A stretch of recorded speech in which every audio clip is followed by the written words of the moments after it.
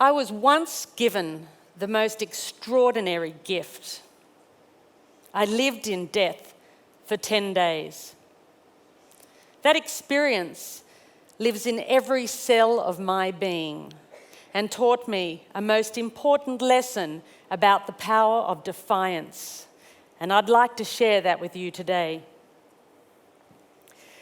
As an elite athlete and member of the Australian ski team headed for the 1988 Winter Olympics in Calgary, I was on a training bike ride with my fellow teammates. As we made our way up to the beautiful Blue Mountains west of Sydney, it was the perfect autumn day. Sunshine, the smell of eucalypt, and a dream. Life was good. We'd been on our bikes for around 5.5 hours when we got to the part of the ride that I loved, and that was the hills, because I loved the hills. For me, they offered a challenge and a gift. I got up off the seat of my bike and I started pumping my legs. And as I sucked in the cold mountain air, I could feel it burning my lungs. I looked up to see the sun shining in my face. And then everything went black. Where was I? What was happening? My body was consumed by pain. I'd been hit by a speeding truck with only 10 minutes to go on the bike ride. I was airlifted from the scene of the accident to a large spinal unit in Sydney. I had extensive and life-threatening injuries. I'd broken my neck and my back in 6 places. I broke 5 ribs on my left side. I broke my right arm. I broke my right collarbone. I broke some bones in my feet. My whole right side was ripped open and filled with gravel. My head was cut open across the front, lifted back, exposing the skull underneath. I had head injuries, I had internal injuries, and I had massive blood loss. In fact, I lost about 5 litres of blood, which is all someone my size would actually hold. By the time the rescue helicopter arrived at Prince Henry Hospital in Sydney, my blood pressure was 40 over nothing. I was having a really bad day.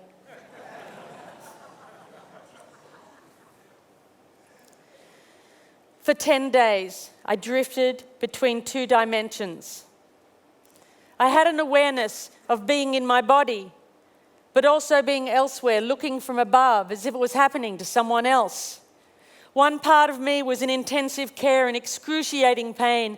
The other was detached and pain-free. I knew my body was broken. Why would I go back to a body that could no longer serve me as an athlete? While the doctors fought to staunch the massive internal bleeding, I was in the fight of my life. After 10 days, and for reasons that I'm still not entirely clear about, I made the choice to return to my body. And when I did, the massive internal bleeding miraculously stopped. The next question was whether I would walk again, because I was paralyzed from the waist down.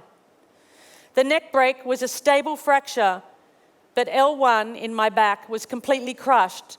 The doctors told my parents it was as if you'd trodden on a peanut and smashed it into thousands of pieces. The bone was in my spinal cord. I needed surgery. The orthopedic surgeons, the neurosurgeons, literally cut me halfway across my body. They went in and they picked as much bone as they could that had lodged in my spinal cord.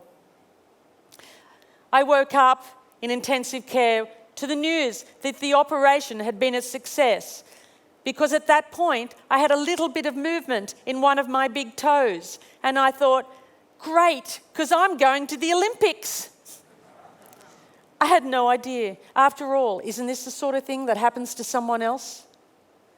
But then the doctor came over and said to me, matter-of-factly, Janine, the operation was a success, but the damage is permanent. There's central nervous system nerves and there is no cure. So although we think you may get some feeling back from the waist down, maybe 10, 20% at the most, you will have internal injuries for the rest of your life. You will have to use a catheter for the rest of your life. And if you walk again, it will be with calipers and a walking frame. And then I remember her saying to me, "You're going to have to rethink everything you do in your life because you are never going to be able to do the things you did before." In my mind, I tried to grasp what she was saying. I was an athlete. My body was everything. If I couldn't do that, if I wasn't that, then who was I? I was moved from intensive care to acute spinal, a ward that I shared with 5 other people. And because we were lying flat on our backs and staring at the ceiling, we had no idea what each other looked like. How often in life do you get to form friendships purely based on spirit? But there were no superficial conversations, as we all shared our innermost fears and our hopes for life after the spinal ward. I remember one night, one of the nurses came in with packs of plastic straws. And he put a pile of straws on top of each of us, and he asked us to start threading them together. We had no idea what this was about, but there wasn't much else to do in the spinal ward, so we started to thread our straws together. When we had finished threading our straws together, he went around and he joined all of the straws up until they looped around the ward, passing over the top of each of us. And he said, "Okay, everybody hold on to your straws."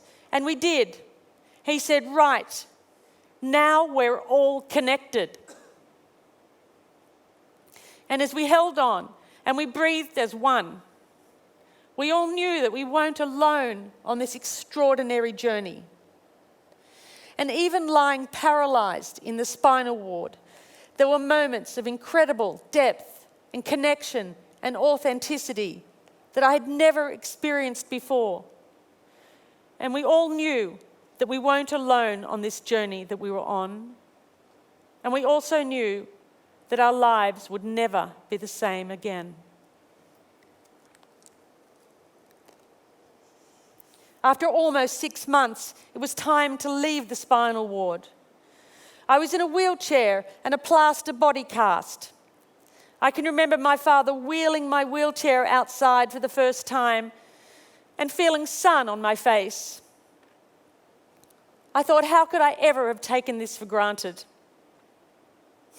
It felt so good, but all I wanted to do was to go home and get my life back and learn how to walk. But the head nurse at the hospital had said, "Janine, I want you to be ready because when you get home, something is going to happen." I said, "What?" She said, "You're going to get depressed." I said, "Not me, not Janine the machine." She said, "It happens to everybody. Be prepared." So I got home and I realized she was right. I was in a wheelchair, a plaster body cast, attached to a catheter bottle. I had no feeling from the waist down. I wanted my life back. I wanted to put my running shoes on and run out the door. But I couldn't. And I got depressed. And there were days when I didn't want to get out of bed and days when I didn't get out of bed. And I can remember my mum sitting on the bed and we were both crying and she said, "I wonder if life will ever be good again." And I thought, how could it? Because I've lost everything that I valued. But then I remembered the spinal ward and my friends, some of them that were still there. And I realized that this wasn't just my accident. This wasn't just my pain. This was our pain. And when I did that, I stopped asking, why me? And I began to ask, why not me? And when I did that, I let go. And my whole world changed. At home, sitting outside in my plaster body cast, an aeroplane flew over my house. And in that moment, my eyes and my mind were open. And I looked up and I thought, well, that's it. If I can't walk, then I might as well fly.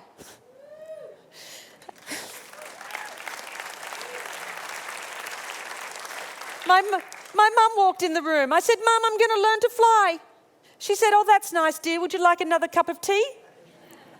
I said, "No, it's crazy. So weeks later, my mum and my friend Chris, they bought me a pair of baggy overalls and they drove me to the local airport, Bankstown Airport, and they carried me in.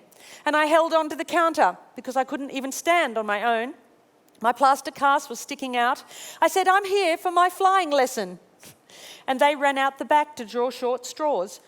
Oh my God. And this guy came out, Andrew. He said, "I'm going to take you flying." I said, "Great." So they put me in the car and they drove me down to the tarmac. And there on the tarmac was a red, white and blue aeroplane.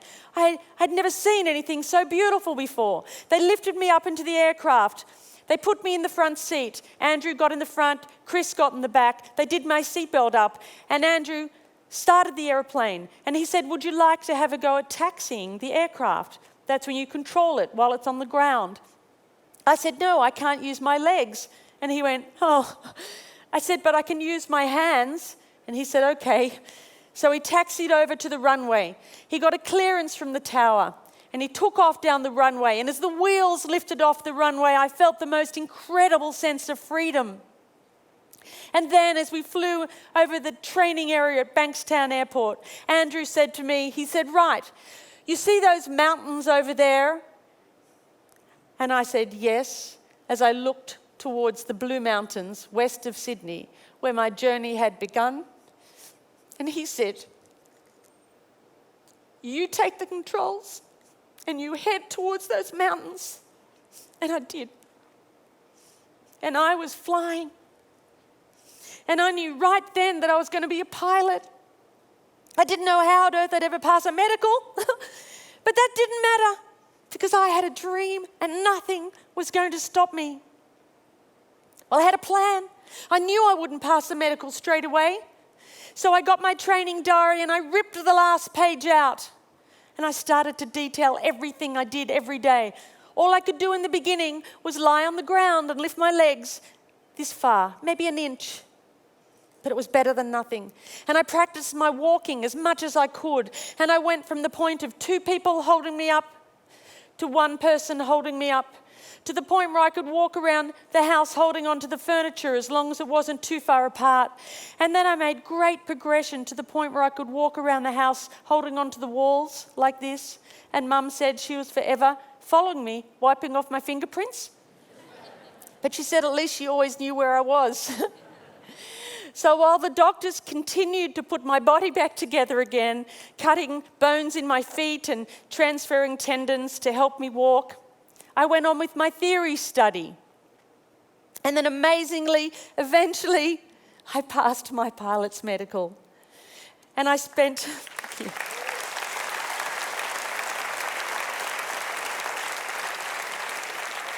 And I spent every moment I could out at the flying school, where all these young guys wanted to be Qantas pilot. And then there was little old hop-along me, firstly with my plaster body brace, and then I had another brace that I had to wear on after that. And I had my bag of medication and catheters and my funny walk, and they would look at me and think, who is she kidding? She's never going to be able to do this. And sometimes I thought that too. But there was something inside of me that was burning so bright that said, don't stop. And eventually, I learned to fly. I went for my first solo, and I got my private pilot's license. Oh, I was so proud. And then I learned to navigate. I flew around Australia, and I got my unrestricted private pilot's license. And then I learned to fly in bad weather as well as fine weather, and I got my instrument rating. And then I went on and I learned to fly an airplane with 2 engines as well as 1 engine. And then I got my commercial pilot's license. And then I got my instructor rating. And then I found myself at that same school where I'd gone for that very first flight, teaching other people how to fly.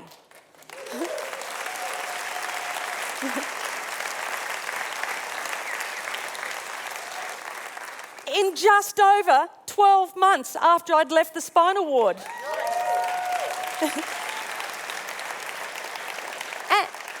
But it doesn't stop there. I thought, well, I'd really like to learn to fly upside down. So I did. And then I became an aerobatics flying instructor. And Mum and Dad, they've never been up. I wasn't meant to live. I wasn't meant to walk. And I wasn't meant to fly. And then because of my internal injuries, my doctors told me that I would never have children. Well, not only am I the mother of 3 children, but my eldest daughter, Annabelle, is over here today.